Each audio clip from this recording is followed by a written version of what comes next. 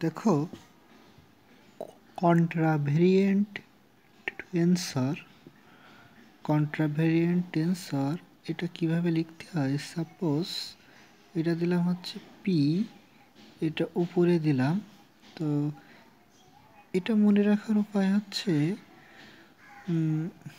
আমি উপরে যেটা দিছি এই যে বার, কন্ট্রাভেরিয়েন্টের ক্ষেত্রে উপরে যাবে বার এবং এখানে যে সিম্বলটা আছে এখানেও ঠিক সেম সিম্বল দিতে হবে।